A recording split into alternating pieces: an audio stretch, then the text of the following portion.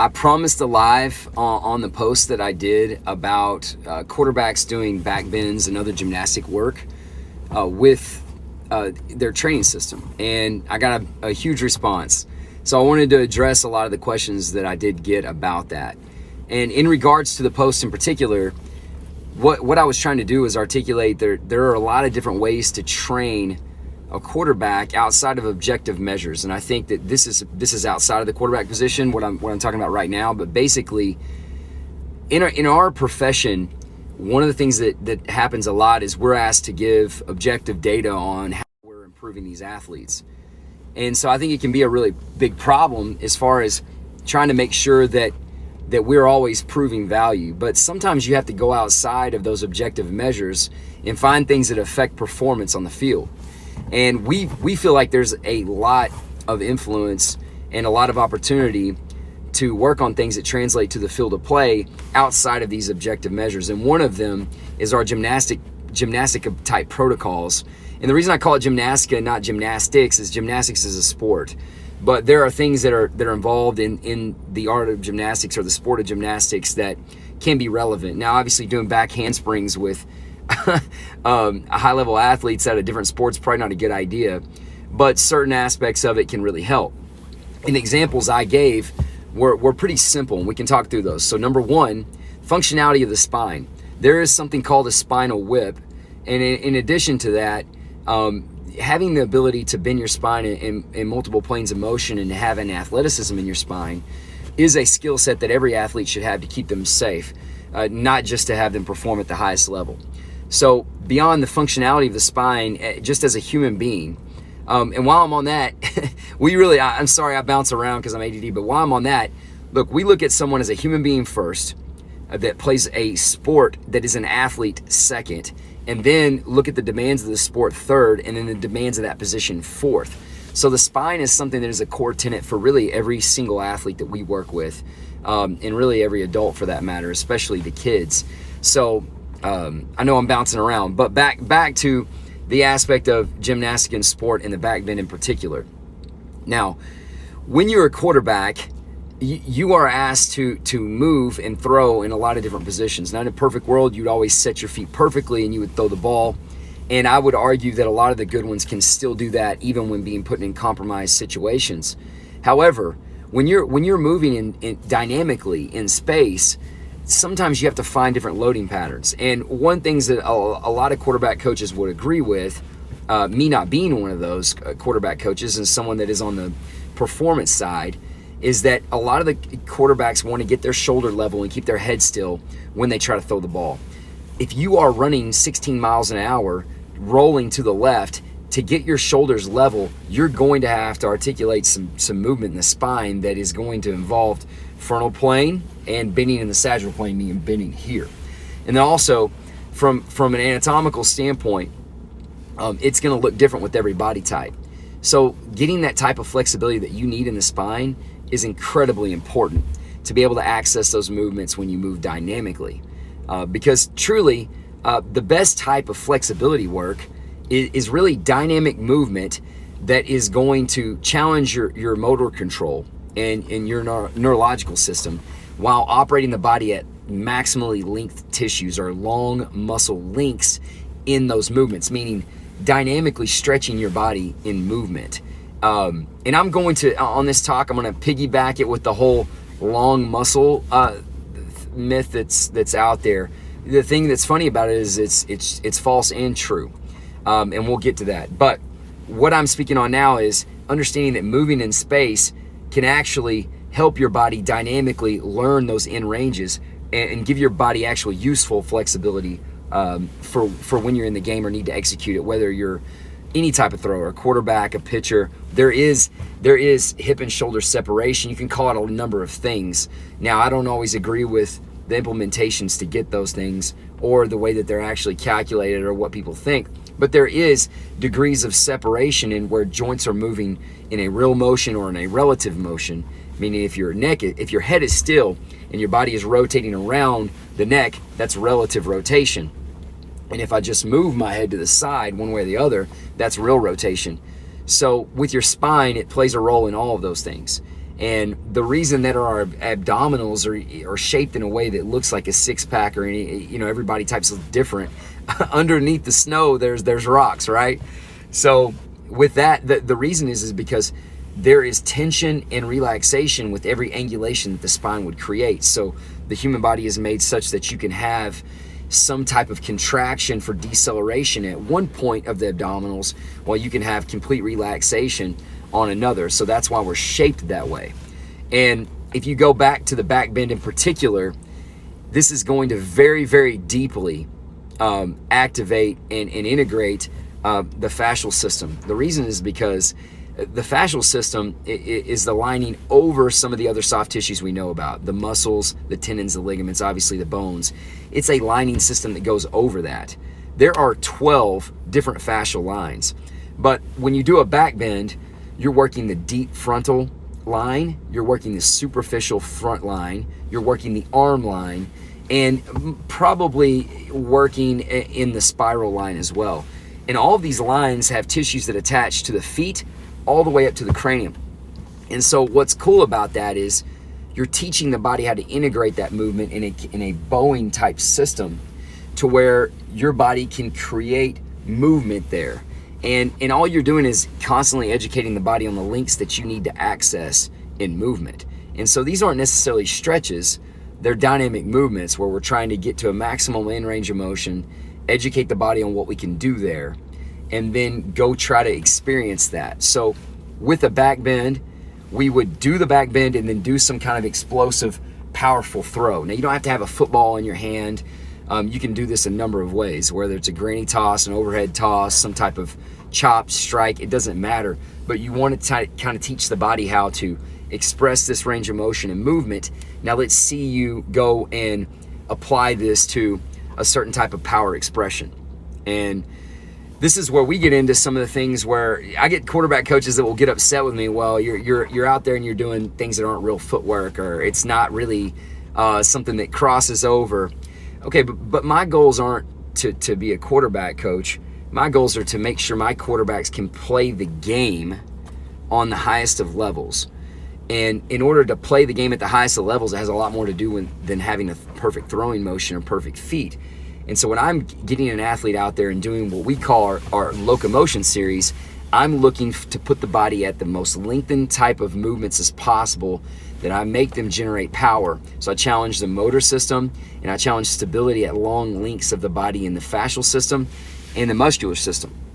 And in doing this, they're going to become proficient at throwing the ball in these compromised situations. Now, is it the perfect footwork for a quarterback? Absolutely not.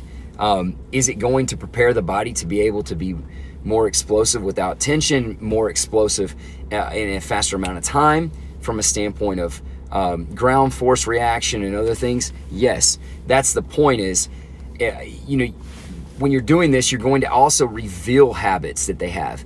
You're also going to see things that are happening. Because a lot of times when I do this, I would love for a quarterback coach to watch and see, okay, what are they reverting to when I put them in these situations where their body's lengthened from head to toe, or they're moving at a high velocity? Do they resort to a longer throwing motion? Do they resort to something that is counterintuitive to what we're trying to change? And that is some of the reasoning why we do that. In addition, with the back bends, I think the most practical application is, in all the gymnastical work for that matter, the most practical application is going to be contact. Quarterbacks can have pocket presence, they can be savvy, they can be great movers in space, they can have an incredible maneuverability. Even still, you're going to get hit, and you're going to be put in situations where you don't get to control where the contact comes from all the time. Now, even the best in the world get put in those situations from time to time. And so when that happens, having the ability to bend the body in multiple different directions and ranges of motion and degrees of rotation is incredibly important to keep you resilient. Because if you don't have the tissue integrity or the ability to bend your spine and move, when you're in those compromised situations, you can have the most perfect throwing technique in the world, but your body's not going to be able to execute it if you get up for the next play and you're completely wrenched from that hit. That's just a fact. You can look through the course of history and go watch film at guys that had flawless technique, and when they got banged up, they could not throw the ball. I want to try to create a system where we're resilient against that. And that's where some of our gymnastic protocols come into play, in that we need to cover as many bases as possible. Why not do that from a performance and resiliency standpoint? And so that's the train of thought there. And if you want more information about the fascial lines, it's out there. There's a book called Fascia. There's entire companies that focus on education of the fascial system. I would encourage you to look at that. Those frontal or those lines.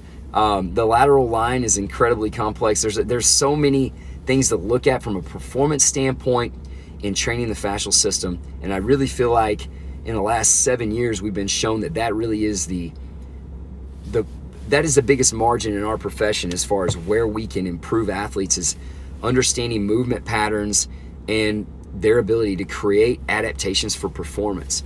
And what we have to do a better job of is getting skill coaches and getting people that teach skills of sport to understand that, just because this isn't the exact footwork of a soccer player that you teach in your defense or offense, it doesn't mean that this movement will not make them better at doing what you want them to do, because it most certainly will. And I think that we have a big problem with that, and skill coaches wanting to fight with us. I don't know if it's so much us wanting to fight with skill coaches, because we're teaching the body to artistically and creatively move and produce power in different positions, and they're worried about it not being a mirror of the technique that they want it to be. Now, next, I had a ton of questions about the back bends creating long and lean muscles. And in fact, I've had some great conversations with some coaches I really like and respect on wanting a body that has long muscles and not short and tight muscles. Well, first, let me throw out some things. Okay, the long muscle narrative came out as a marketing campaign for Pilates and yoga toward women and naive beginners and people that don't have education in physiology, to people that they wanted to target, that were scared to lift weights to get big. That's just the truth. I'm not being any certain way. That's exactly where that came from. Now, there is truth to long muscles, but the majority of it is a myth. It's false, and I'll tell you why. Every muscle has a set origin and insertion point in the body, and that is genetic, and that's based off your bones. That's based off of your genetic makeup. So you're not going to change that. No one changes that. Now, to play devil's advocate, you can do a lot of training like bodybuilding and things of that nature, or sitting on the couch throughout the entire quarantine. And in that process, and or bodybuilding or short ranges of motion and pumping a muscle to create shape, that can actually shorten muscle length. So, because your muscles have contractile units. Basically, the muscle spindle fibers have this contractile unit that allows you to create tension as your body moves in concert with gravity and other biomechanics of your body. And so when you only work these short ranges of motion, the muscles get really comfortable being in that shortened position and situation, and that is proprioceptive feedback. And that's why it can be so dangerous to train the wrong way if you have a high skill acquisition athlete, like a thrower, like a quarterback, like a pitcher, like a volleyball player, tennis player, you name it. So that's why those things can have a consequence if they're done too much. If you create a different system physiologically by shortening the muscles, then that is where the narrative to make long muscles came from. You can't actually make muscles longer, okay? You can, however, make muscles to be more comfortable at a lengthened state. So again, you can't make muscles longer, but you can train in a way that makes the muscles more comfortable in a lengthened state. And what does that mean? So the concept of pliability is something that's been out there that Alex Gray coined. And Alex and I have spoke a few times, and I think he's got some awesome approaches. Obviously, it's worked for Tom and done some things. But the concept of pliability is something that's his word. And I understand that the things he's bringing in, but the reality is that, to lengthen a muscle, what you're really trying to do is to get the body to be able to be relaxed and perform in that lengthened state. And that comes with a number of things from the neurological system and the physiological training. It doesn't come from, any of these other things that have been marketed and put out there. So When you talk about wanting someone to be comfortable in a lengthened state, you have to put them into dynamic movements that challenge motor control in the motor system, neural system, and also stability at those links. So there's a number of ways to go at that, okay? Obviously, Pilates and yoga are incredible practices. Some aspects of yoga can stretch the tendons and ligaments too much if it's done a certain way that I don't really like for my athletes to have to deal with. But there are all obviously aspects of those two practices that are incredibly valuable for athletes. Doing things that are soft tissue focused, as far as massage therapy, foam rolling, targeted therapy, even with a trainer working some things out, teaching the body how to move kinematically through certain ranges of motion with resistance and pressure in the isometrics and eccentrics. Isometrics and eccentrics help so much with lengthening of the muscles because it teaches those cross-sectional fibers and the myofibular basically pathways, all these different ways that the body moves and slides. We've all heard of the sliding filament theory, but the way that the tendons and ligaments interact with the muscles and those relationships, it keeps those things healthy. It keeps the communication on a high level when you integrate these things into your training. And therefore, your body is going to be more comfortable in that lengthened state. So you can do a lot of things to make your muscles short. Well, I should say, you will not make the muscles short. You will make the muscles want to remain in a tense, shortened state. And you can do a lot of things to help augment that the other direction and make sure that they're more comfortable in a lengthened state. So when someone tells you, they want a quarterback or a pitcher that has long, lean muscles, and they want you to train to get long, lean muscles, you got to understand the Tom Brady, Randy Johnson body type is genetic. And quarterbacks coming out in the draft right now, Mac Jones, it's comparable, okay? Now, these athletes, they are going to have a certain type of genetic makeup, probably less fast twitch muscle fiber from a percentage standpoint. So the way that they move fast and move explosively relies a lot more on synchronization and timing and high levels of coordination than it does actual power output. Does that make it bad? No.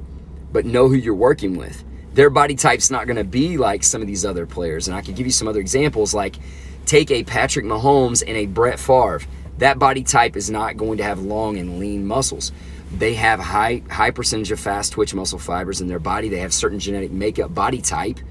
So wanting them to have long, lean muscles is going to look different than another person. You could put Russell Wilson in that category too. And you have some of these other quarterbacks out there that look a certain way, or pitchers. You got to be careful what your target is and what your expectations are, because what you're really trying to do is you're trying to alleviate tension and maximize active flexibility and performance. And by doing those things, you're going to get into a heightened state of coordination and synchronization and timing. And that's where it doesn't matter what your body type is, that's when you're going to perform at your best and you're going to be your most efficient. And it's true. Velocity, if velocity is overstated or is it a priority, you get too much effort and tension. And so it can be such a problem for people that are trying to work on performance of a quarterback, because let's be honest, being a quarterback isn't just a bunch of objective measures. There's so much subjectivity to what makes a player great at that position. You have got to train outside of numbers. You got to train outside of throwing velocity, throwing distance. Any type of measure you could put on a quarterback as far as gird measurements, internal, external rotation, you've got to find a way to train things that don't necessarily affect those, or directly in a way, in order to get your athlete to the highest level of performance on the field. And you got to be brave enough to do that and know that even though you can't rattle off to someone some degree angle you improved, or miles per hour you improved, or spin rate you improved, that they're going to be better from the training. So that was a pretty long rant to tell you why I like backbends, but backbends is one of about 20 protocols we do from a gymnastics standpoint to help really kinetically link the body. And at the end of the day, the low-hanging fruit is When you fall, you've got to have kinesthetic awareness or you're going to be injured more, period. And quarterbacks are going to fall. So kinesthetic awareness in relation to how you fall on the ground, how you interact with the ground, how you absorb contact, so force absorption, force transmission, those are trainable attributes. And that is something that we are going to key in on. And even if you can't measure it, even if a coach comes to me and is like, well, how do you measure it? Well, we can do statistics over a period of years on basically violent contact, medium, low contact, and then injuries associated with that. You know, it's hard, right? It's hard. It's just something I know that I believe in, and we're going to continue to train. So I appreciate all the questions. Oh, the one that I did not get to an answer on this was, do I believe in trigger points? And trigger points are basically cross sections of different fascial lines that can create a lot of neurological and physical tension, either visibly into the touch. And the answer to that question is yes, I believe in trigger points, because every human body is going to have some defaults that it wants to go to, right? And when we train them, we're going for adaptations that hopefully can change some of those tension relationships. But the reality is if you run a car in a circle this way, the bearings are going to wear out in one spot. So same thing with us.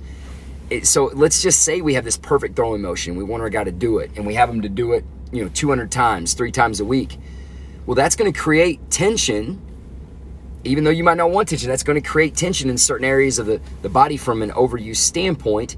And at those cross sections, we've got to do work. We've got to do work on the soft tissues. We've got to groove the biomechanical movement of the musculoskeletal system and also the fascial system in those cross sections. So while the whole these are your trigger points theories of hit this, hit that, that's kind of a blanket approach. I'm not going to tell you that that's bad, but I'm here to tell you that it's probably a lot more specific to the person and what they're doing from a sport adaptation and skill adaptation standpoint than it is just, all right, hit the back of your shoulder. If you want to know what a trigger point feels like, most everyone has one back here, the cross section of their armpit, their lat, and their deltoids. That's going to light most people up, okay, if you want to know what that feels like. But you get into different throwers.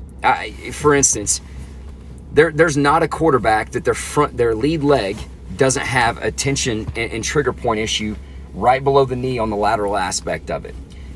If you go poke around right there, there's going to be some sensitivity right there. And on the peroneals on the side of that front lean leg, which are the muscles that run from that aspect all the way under the foot to the toe, it's going to be pretty intense. I don't care who you are, what your throwing technique's like. So that's something that obviously needs to be maintained. And the higher level the athlete they are, the more they're going to be like a high-end motorcycle. I don't care if you think it's broke, it requires constant maintenance, bud, or it's going to be broke, or it's going to perform at a subpar level. And if you're driving a high-end motorcycle down the road, a little problem can become a big one real quick. Same thing with the quarterback. And that's why it's so important to have a team of skill coach, therapist, whatever you call it, strength and conditioning coach, human performance, and even head coach, nutritionist, in on this as a teamwork, man. It takes a village to have a thrower working on the highest of levels. So I've done more than I actually bargained for, and I've got a ton of questions on here. I haven't sold the BMW yet. I'm selling the BMW. I got a truck coming in. Look, what happened was, wife says I'm gone too much to have 2 vehicles, and she's right. So I'm getting a truck, and it is what it is.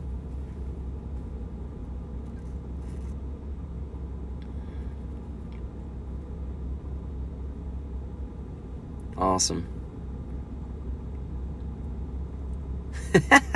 That's too much, man. Cambeezy, do I believe that heavy benching will hinder me as a passer? Here's some measures that I like for bench press. If you can bench press, 1.5 times your body weight, I think that at that point you're not going to gain a lot of performance from that as a thrower. 1.25 times your body weight. 1.25 times your body weight. If you can do that, I don't think you're going to improve a lot as a thrower from the bench press in particular. Some of the value from the bench press is the deceleration. It really helps with the density of the scaps in the back, and it can really teach your humerus how to rotate when your wrist is locked. Your humerus how to rotate in your radial ulnar as well. But that is some of the positives of it. The problem is this range of motion going below that 90-degree angle. Going below that 90-degree angle for a high percentage of throwers can create impingement situations. So I do advise benching with some type of block on the chest if possible. But again, man, if you're on a team, you got to do what you got to do. So you might have to offset that with more mobility training. And to improve your throwing power, man, there's a million ways that you can do that. I would say throw light things high and far. That's one way you can do it. Throw them up, throw them back, throw them forward, rotate and chunk them. Be creative. That's going to help you throw farther. And just understanding power transfer from your body, and then get with the skill coach and quarterback coach that can teach you how to throw correctly, and that's going to help as well. I do like weighted ball implementations in the right situation, but it can be detrimental in the wrong situation. So be careful with what you do with that. And I prefer holding on to them more than throwing them, at least 3-to-1 on that as well. Man, that means a lot. If I'm your favorite trainer, that means that you need to go find some more trainers. But I appreciate that. That's a compliment. Fobs, miss you too, brother. Cherish our time together, and appreciate it. Certain progression for the back bend, yes. So first thing I would do is put them on their back and have them actually use their head to bring their body off the ground. That's step one. That's really going to help with a lot of the extensors of the neck, and it's a lot harder than you would think. MMA people have great protocols for this. Once you can do that, try to place the hands right by the shoulders and see if you can create that tension and get about a 2 to 3 inch push off there. The next mark, this will be the third stage, will be actually getting the head off the ground with the spotter. You want to get the head off the ground with the spotter because if they don't have the strength and they hit their head, it could damage their neck. So getting the head off the ground with the spotter, and then trying to get them to get a full arch. When I say a full arch, get their legs longer, not a 90-degree bend, get their legs longer, and try to get them to make that half moon shape and hold them in that. And then after that, you try to bring the hands and feet closer together. You push their body up, you work on spine mobility in the sagittal plane, and then eventually they're on their own. Fascial lines that are susceptible to injury. Yes, I would say the lateral line is incredibly susceptible to injury. That's why I like a lot of overhead frontal plane movement in training, because I really think that lengthens that lateral line from the opposite leg all the way across to the fingertip. And that lateral line, if it's a problem, it's going to wrench you down. A lot of throwers are wrenched down on one side, so when they throw, you'll see a lot of this. And when you see a lot of that, if it's a pitcher or a quarterback, you're putting unnecessary pressure on the shoulder and the elbow. Also, every quarter inch that the head is off target from a standpoint of stability and being centered, every inch that the head is off from a stable and still standpoint and neutral, every inch it's off is going to lead to a quarter inch of accuracy out there, at least, and sometimes more than that. So you gotta know that can add up to a lot of accuracy issues. And I think I actually have that inverse. I think every quarter inch of the head leads to 1 inch of accuracy out there, and the further the throw, obviously that's amplified.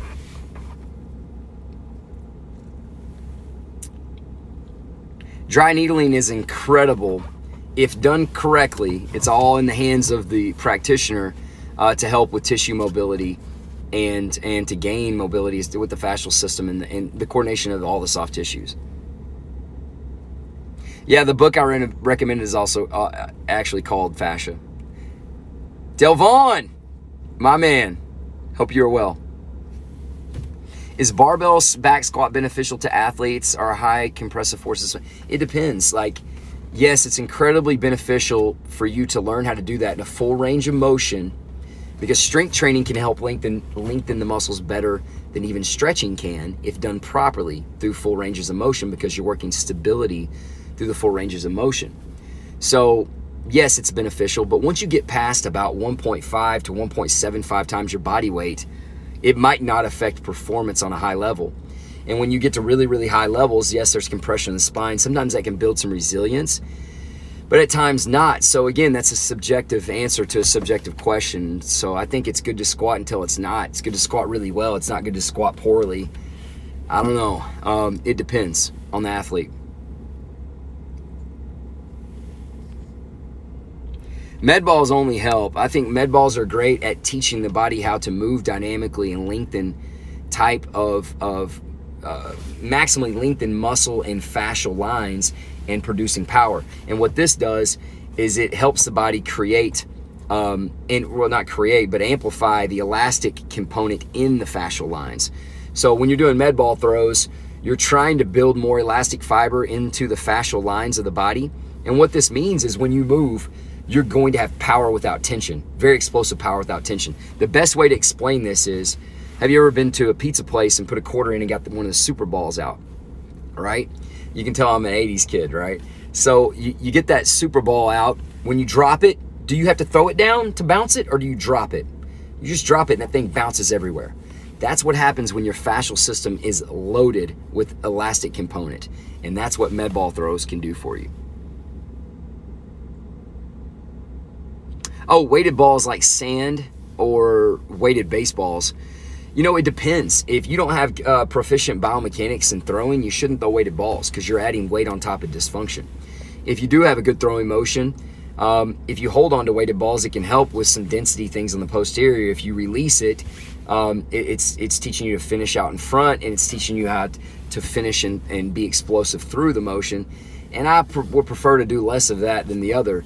So I think with weighted balls, man, it's a slippery slope. It can be good and bad. It depends. If your shoulder's a mess, it's not a good idea. If you don't get any torsion in your spine, any torque in your body, it's not a good idea. If you can't keep your head still, when you go to throw a weighted ball, if your head's doing this, it's not a good idea. So these are some things that I look at. I appreciate it, Andrew. We do have Kaiser. We've got a good relationship with Kaiser, and the reason I like it is because it gives me a velocity measurement of every single rep, so I can see power output.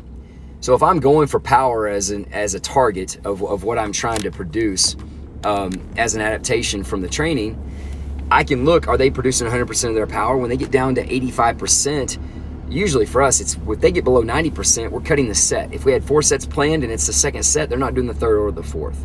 Because if I'm targeting power, then I need to work power. If I'm targeting strength, then the amount of velocity doesn't particularly matter to me. If it's, and I know this is an oversimplification, but if I'm targeting max strength, it doesn't necessarily matter.